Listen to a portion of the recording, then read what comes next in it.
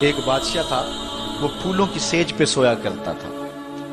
خادمہ اس کے لیے پھولوں کی سیج بچھایا کرتی تھی۔ مدت گزر گئی، پھولوں کی سیج پہ سونے کا عادی تھا۔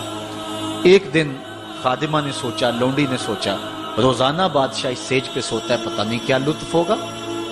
کمر سیدھی کرنے کے لیے، اس سیج کا لطف اٹھانے کے لیے وہ بھی لیٹ گئی۔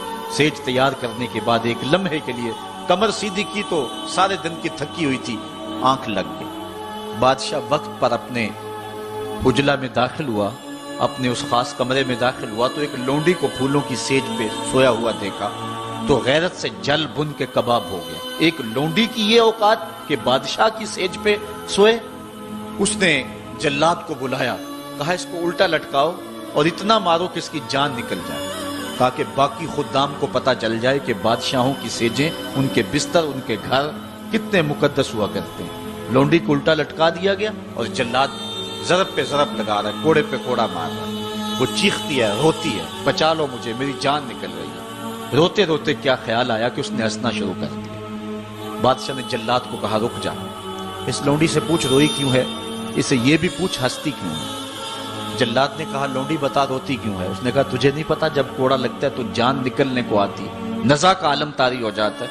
کہا یہ تو سمجھ ہے، لیکن ہنستی کیوں ہے۔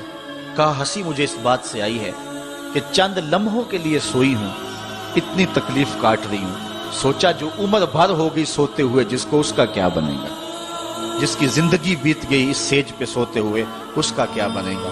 صاحبو، یہ دنیا پھولوں کی سیج نہ بنائیں، اس دنیا کو اللہ کی عبادت کے لیے گزاریں، ذکر فکر میں گزاریں، سحری کے وقت اٹھ کے مصلی پہ کھڑا ہو کے رونا سیکھیں، اللہ کے حضور آئیں، سارے کام چھوڑ دیں، رزق کی تلاش میں رازق کو بھول نہ جائیں۔ تم سمجھتے ہو دکان بند کر کے چلے گئے تو شاید میری آج کی سیل کم ہوگی۔ سیل دینے والا، رزق دینے والا، رزق کے دروازے کھولنے والا وہ رب ہے۔ جاؤ اس کے حضور جاؤ اور جا کے اس سے مانگو، مالک، رزق کا مالک بھی تو ہے، تیرے ہاتھ میں سارے خزانے ہیں، میری مدد فرما۔ دیکھنا کہ رحمتوں کے کس طرح دروازے کھلتے ہیں اور جو تمہیں ملتا ہے اس میں برکت کتنی ہوتی ہے۔ آج ہر بندہ یہ کہہ رہا ہے کہ میرے کاروبار میں برکت نہیں ہے، لاکھوں کماتا ہوں، پتہ نہیں چلتا جاتے کدھر ہیں۔ مسئلہ اصل ہے یہی کہ رزق میں بے برکتی آ گئی ہوئی ہے، اس لیے کہ ہماری پیشانی میں سجدے نہیں رہے، ہماری آنکھوں میں حیا نہیں رہا، ہمارے لبوں پہ قرآن کے نغمے نہیں رہے، ہماری سوچوں میں پاکیزگی نہیں رہی اور خیالوں میں طہارت نہیں رہی۔ آج غلاظت ہی غلاظت، گند ہی گند، اور جو ہے وہ شہوت ہی شہوت اور بے حیائی ہی بے حیائی آنکھوں میں، نظروں میں، خیالوں میں بھر دی گئی ہے۔ بازار میں چلے جائیں، گھر چلے جائیں، گھر کا دروازہ بند کر کے، مقفل کر کے بھی اگر آپ سمجھتے ہیں کہ میں محفوظ ہو گیا ہوں، آج تو وہاں بھی محفوظ نہیں رہا جاتا۔ عجیب صورتحال بنی ہوئی ہے۔ اپنے گھروں کو ان ساری شرارتوں سے پاک کرو اور اپنی نظروں کو پاکیزگی سکھاؤ، پھر دیکھنا کہ کس طرح برکتیں ہوتی ہیں اور کس طرح رحمتیں ہوتی ہیں۔ عبادت کے دو مفہوم حضرت امام رازی نے بیان فرمائے ہیں۔ آپ فرماتے ہیں التعظیم لامر اللہ، عبادت کا مفہوم یہ ہے کہ اللہ کے امور کا، اس کے حکم کی تعظیم کی جائے۔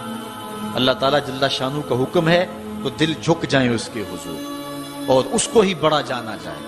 اور دوسری بات والشفقۃ علی خلق اللہ، عبادت کا مفہوم یہ ہے کہ مخلوق خدا پر شفقت کی جائے۔ حضرت امام غزالی نے اربعین کے اندر لکھا کہ عبادت کی 10 قسمیں ہیں، ان میں سے پہلی قسم نماز ہے، جو عبادات میں سب سے اہم اور سب سے بڑی عبادت ہے۔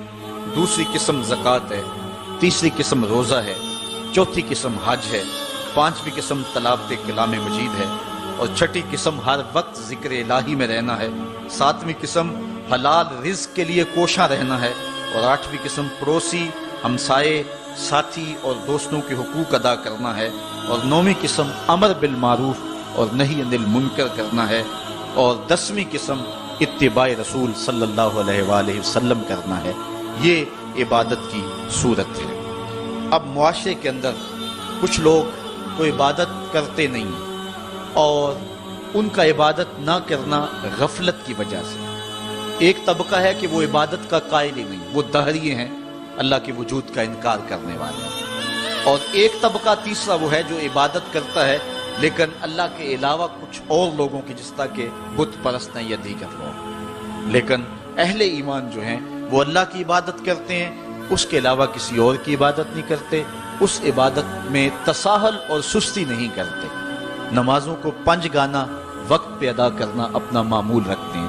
اور یہی زندگی کا حسن ہے اور یہی زندگی کا جمال ہے. اور جو شخص اللہ کے حضور جھکنا چھوڑ دے، اللہ تعالیٰ اس کے رزق سے بھی، اس کی عمر سے بھی برکت اٹھا لیتا ہے. عبادت کا ایک مفہوم علماء نے اللہ تعالیٰ کی پہچان بھی بیان فرمایا. حضرت مولا کائنات سیدنا علی المرتضیٰ رضی اللہ تعالی عنہ نے وما خلقت الجن والانس الا لیعبدون کا ترجمہ کیا ہے اے لیعرفونی، یعنی ہم نے جن و انس کو اس لیے پیدا کیا کہ وہ مجھے پہچان جائیں. اللہ تعالیٰ جل شانہ کی پہچان بندے کے اوپر جو ہے وہ ضروری ہے. اور جو شخص اس دنیا پہ رہ کے رب کی معرفت حاصل نہ کر سکا تو وہ قیامت کے دن بھی نابینا اٹھایا جائے گا. اللہ تعالیٰ جل شانہ نے یہ بات قرآن میں واضح طور پہ بیان فرمائی، من کان فی ھذہ اعمی فہو فی الآخرۃ اعمی واضل سبیلا. جو اس دنیا پر اندھا رہا کل قیامت کے دن بھی اندھا ہی اٹھایا جائے گا. اس سے ان آنکھوں کی جو ہے وہ بے نوری مراد نہیں ہے. وہ تو حدیث میں آتا ہے جو آنکھوں سے آزمایا گیا کل قیامت کے دن اس کو اللہ جزا دے گا. اس سے دل کی بے نوری مراد ہے. ساری زندگی گزار دی، کاروبار کا پتہ کیسے کرنا ہے، سیاست کا پورا پتہ ہے کیسے کرنی ہے، ایک ایک امر کا پتہ ہے، ہر چیز کا پتہ ہے، نہیں پتہ تو جس نے پیدا کیا ہے، جو ہمارا خالق ہے، جو ہمارا رازق ہے، جو ہمارا مالک ہے، ہم لمحہ لمحہ ایک ایک ساتھ ایک ایک گھڑی جس کے محتاج ہیں. شیخ سعدی فرماتے ہیں سانس اندر جائے تو پھر بھی اس کے محتاج ہیں، اندر سے خیریت سے باہر آئے تو پھر بھی اس کے محتاج ہیں. اگر اندر والا باہر نہ آئے تو پھر بھی موت، باہر والا اندر نہ جائے تو پھر بھی موت. تو ہم ایک سانس میں کئی بار اس کے محتاج ہیں اور لمحہ لمحہ اس کے محتاج ہیں. جو ہماری ہر ضرورت کی کفالت کرنے والا ہے، جو ہمارا خالق بھی ہے، رب بھی ہے، مالک بھی ہے اور ضروریات کا کفیل بھی ہے، اور اس کو ہم نہیں پہچانتے. باقی ہر دنیا کی چیز ہمیں آتی ہے، ہمیں ایک ایک چیز سے پتہ ہے. ہمیں اتنا بھی پتہ ہے کہ فلاں کرکٹر نے چوکے کتنے لگائے اور چھکے کتنے لگائے ہیں، اس نے فلاں میچ میں سینچریاں کتنی کی ہیں. ہمیں اتنی تفصیلات کا علم ہے، ایک ایک شخص کے بارے میں ہمیں پتہ ہے، لیکن نہیں پتہ تو اس کا نہیں پتہ جو ہماری شاہ رگ سے بھی نیڑے رہتا ہے، جو ہمارے دلوں کے قریب رہتا ہے، جس نے ہمیں زندگی کی بہاریں اور زندگی کا جمال دیا. آئیے اپنے رب کو پہچانیں. اور جو شخص اپنے رب کی معرفت حاصل نہیں کر سکا وہ قیامت کے دن بھی اندھا اٹھایا جائے گا. اللہ تعالیٰ جل شانہ نے محبوب علیہ الصلوۃ والسلام کے سینے پہ اترنے والی اس کتاب میں اس بات کو اعلانیہ طور پر واضح بیان فرمایا گیا. اسی لیے اقبال نے کہا تھا دل بینا بکر طلب خدا سے کہ آنکھ کا نور دل کا نور نہیں.